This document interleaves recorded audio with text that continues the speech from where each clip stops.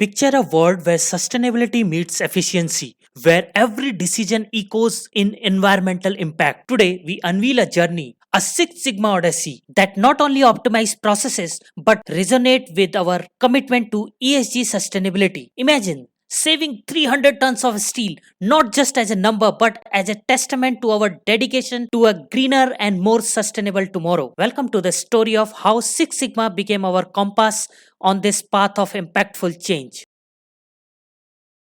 We represent Ashok Leyland Pantnagar from the foothills of Himalaya. Even being the most integrated plant of Ashok Leyland, we have more than 25% green cover for a gigantic automobile plant of 190 acre. We also have 1 acre rainwater harvesting pond inside the factory with a capacity of 8000 KL. At our plant, we take pride in more than just production. We cultivate a haven for biodiversity, where the thriving flora and fauna echo our dedication to a sustainable coexistence with the automotive landscape. We at Ashok Leyland have our own sustainability policy to reduce, reuse, recycle, and reclaim resources, keeping safety as a paramount with continual improvement culture of TQ. Our current project revolves around the frame side member, often referred to as a backbone of our vehicles. These are our long-term business objectives with the target till FY25. We also have commitment to be net zero in scope 1 and scope 2 till 2030 and net zero till 2048 in all forms. Our product portfolio encompasses a diverse range of 435 variants, offering a comprehensive selection that includes tipper, tractor, and haulage options. Now let us understand the frame side member manufacturing process. We procure steel coil from the supplier, then do roll forming, hole punching, painting, and then make frame assembly for vehicle build. These processes involve significant environmental factors such as steel, chemical, and water consumption, contributing to the environmental impacts of natural resource depletion, water and land contamination, and the generation of hazardous waste. From a global perspective also, steel production exerts a significant impact on deforestation, air and water pollution, and the emission of greenhouse gases. Our project has linkage with UN Sustainability Goal number 4, 6, 7, 13 and 15. FY20 Pareto of steel scrap showed that flange height issue was the top contributor with 34% contribution. Approx 55 ton steel scrap due to flange height issue. Monthly trends revealed continuous scrap occurrence due to flange height issues. If the flange height issue continues, we would witness a five-fold rise in the scrap by September 23, prompting recycling and inventing a wasteful party involving transportation, resources, time and money. Then we conducted a capability study which shows that flange height is shifted towards upper range and CPK is 0.35. Let's understand the impact of low CPK. As process mean shifted towards upper range, FSM is getting rejected due to excess flange height issue. Now based on the CFT approach, 4 observations were planned. First, we did the MSA study of flange height measurement method and found gauge RNR is 7.2%, which indicates that data accuracy is good.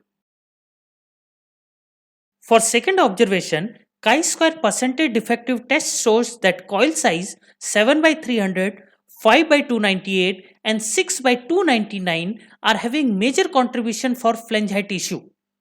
As a third observation, flange height issue is stratified shift-wise and the problem was in both B and C shift, means operator skill is not playing any role for the flange height. In roll forming, there can be 3 conditions in flange height. First condition is that LH is more than RH. Second condition is that RH is more than LH. And the third condition is that LH and RH are equal but both are more than spec. Through pair t-test, we found that third condition was true, means both LH and RH flange found equal but more than spec. So after that, 9 probable causes were identified through cause and effect diagram for excess flange height issue, which further validated one by one.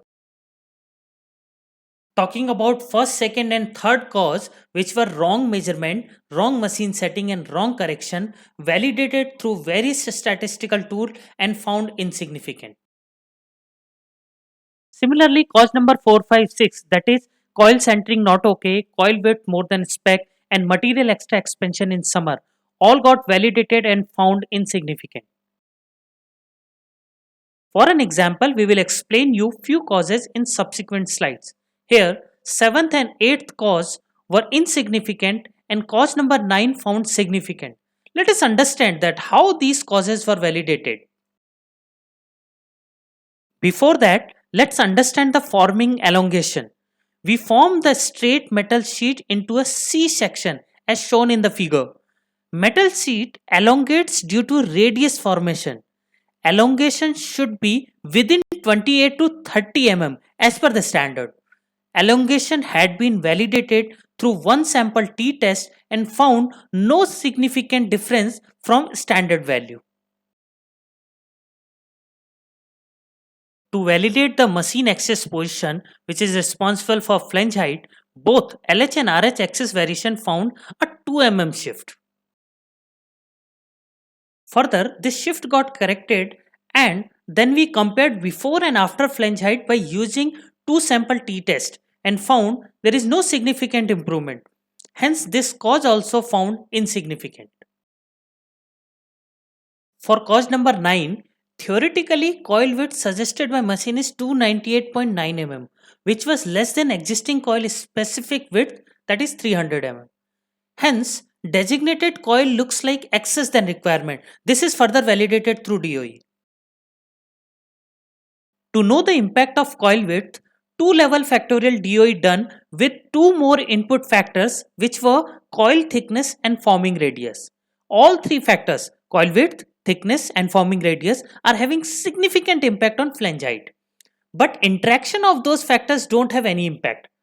We can see that R square value with these three factors is also okay, which is 99.48%. Now, look at the main effect plot. Coil width and forming radius have a positive relationship, but thickness has a negative relationship. Thickness and forming radius are uncontrollable parameters as these are fixed by design. DOE optimizer suggested that we need 279 mm coil width to achieve 62 meter flange height. This size of coil has been taken for trial and validation done before implementation. We conducted trials with DOE suggested coil width through process capability study and found that flange height, which were before shifted towards upper range, has been moved towards the mean, and also CPK improved from 0.35 to 1.44.